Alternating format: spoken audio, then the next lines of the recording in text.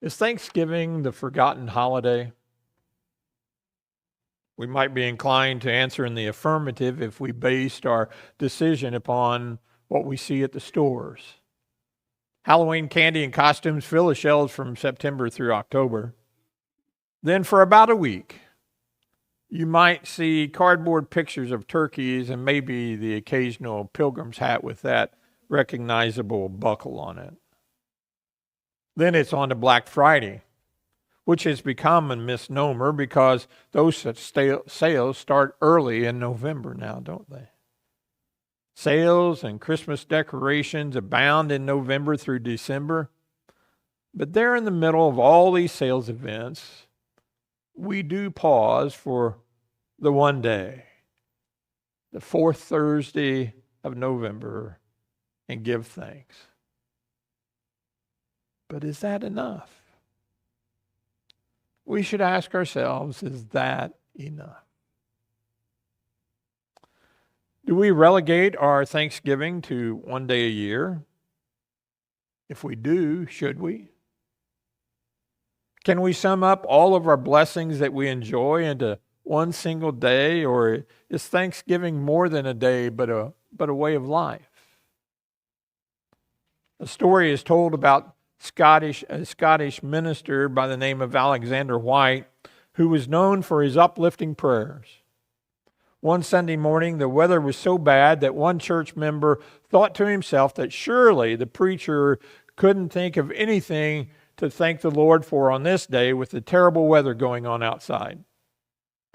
But much to his surprise, White began his praying with these words: "We thank thee, O God, that the weather is not always like this." You see, tough times don't always last.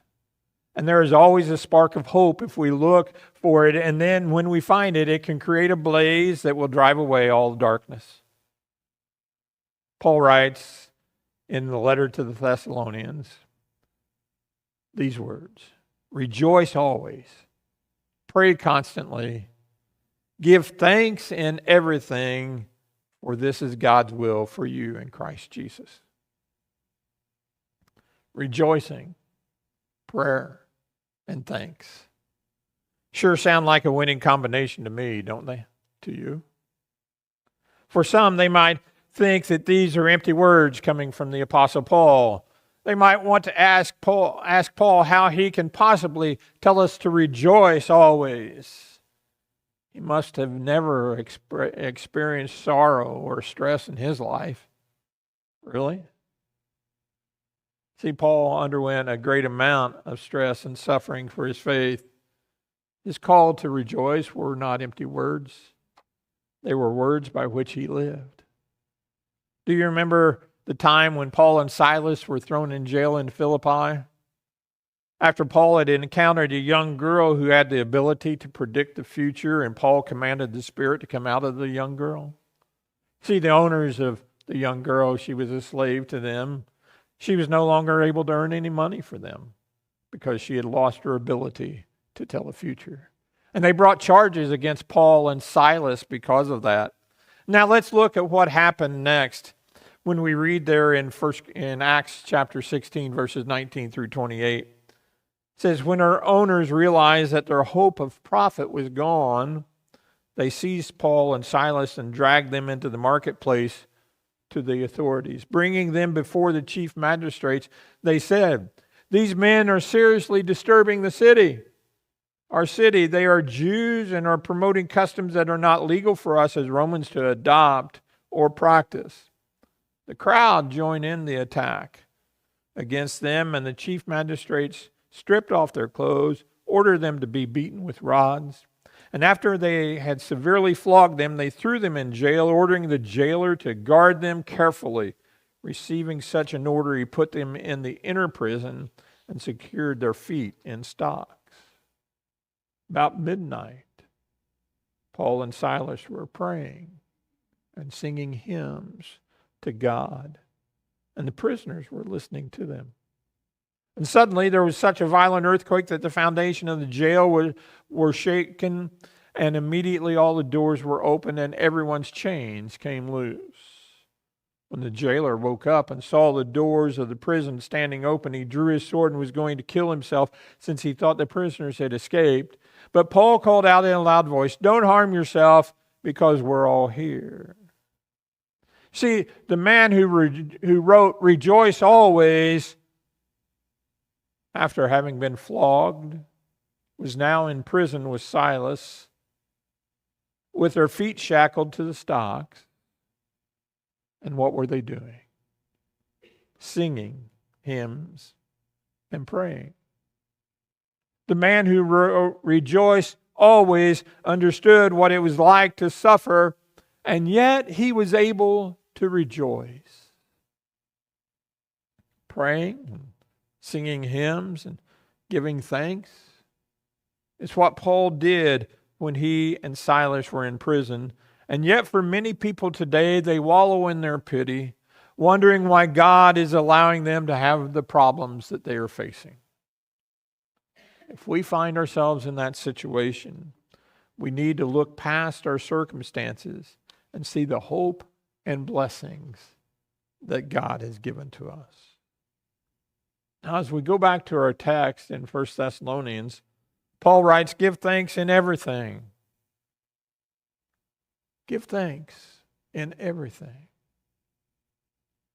Notice he doesn't say for everything, but in everything.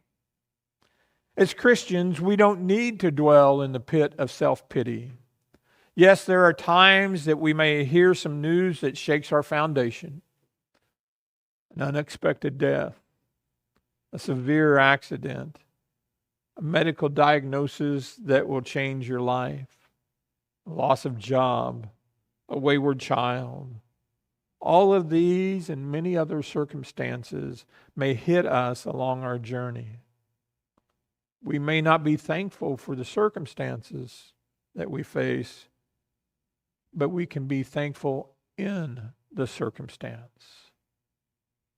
In our Wednesday night Bible study that we just concluded, we examined the life of Joseph, and as the video was showing, we saw some contemporary lives, or the lives of some contemporary people, and the distress and things that they went through in the trials. And what we learned was time and time again that Joseph was betrayed and punished for things that were out of his control. For many people, if they had suffered the way that Joseph did, they would have become bitter. Yet we do not see that in Joseph. Joseph stayed faithful in all these circumstances. He later told his brothers that what they had intended for evil, that God had intended for good. See, God worked in the life of Joseph, and he works in our lives today. And when we think about giving thanks in all circumstances, it is easier to do when we apply Romans 8:28 to our lives. It says, "We know that all things work together for the good of those who love God, who are called according to his purpose." See, when we love God, he works things together for us. What you don't see in the text is this: we know that all things work together for good in our time frame of those who love God. See, God's time frame, God's timing, and ours may be different. But that doesn't mean that God is ignoring our situation. Trust him and give thanks for what God is doing in your life, and you will see the hand of God at work. Give thanks. You see, a thankful heart is a fuller heart. See, thank you is a powerful phrase, isn't it? The owner of a large department store years ago offered a prize of $5,000 to the person giving the best answer to the question. And here's the question: how can my business be most speedily and surely improved? Now, many students of economics submitted different lengthy answers, but a guy by the name of Roy McCardle received the $5,000 prize when he turned in the simple answer on a postcard. And here was his prize-winning answer. Tell your clerks to say thank you. Tell your clerks to say thank you. You see, we teach our toddlers the words please and thank you. Isn't it because we understand the powerfulness of these words? Please helps us to acknowledge our need for assistance, and thank you acknowledges our gratitude. Psalm 105, 1 through 2 states, give thanks to the Lord. Call on his name. Proclaim his deeds among the peoples. Sing to him. Sing praise to him. Tell about all his wondrous works. You see, Thanksgiving should be a part of our lives, not just during one season of the year. Daily recognition of the blessings that God gives us, even in the darkest of our days, help us to focus more on God and less on ourselves. A preacher by the name of Harry Ironside was about to begin his meal, and a man approached and asked if he could join him. Ironside invited him to have a seat. Then as was his circumstance and then as was his custom, Ironside bowed his head in prayer. When he opened his eyes, the other man asked, "Do you have a headache?" Ironside replied, "No, I don't." The other man asked, "Was there something wrong with your food?" Ironside replied, "No. I was simply thanking God, as I always do before I eat." The man said, "Oh, you're one of those, are you? Well, I want you to know that I never give thanks. I earn my money by the sweat of my brow, and I don't have to give thanks to anybody when I eat. I just start right in."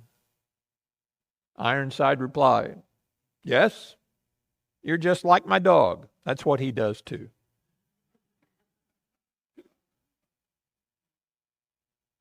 See, we can be thankful, or we can be like the dog who just goes about his day not acknowledging the blessings of God. Let me ask you a question. Are you thankful daily for the blessings that God gives you? Now, I know that there are days that it might be harder to recognize the blessings that God sends our way. But that does not mean that they are not there. It means that our eyes and our heart are focused on that which is hindering us seeing of our blessings. When the world seems like it's falling in on us, remember the words of the psalmist who said, "I lift up my eyes towards the mountain. Where will my help come from? My help comes from the Lord, the maker of heaven and earth." Nehemiah tells us that the joy of the Lord is our strength. Rejoice in that knowledge. Give thanks because the Lord is good. Psalm 107 says, "Give thanks to the Lord, for he is good. His faithful love endures forever." Let the redeemed of the Lord proclaim that he has redeemed them from the power of the foe and has gathered them in the lands from the east and the west, from the north and the south. We should and can give thanks.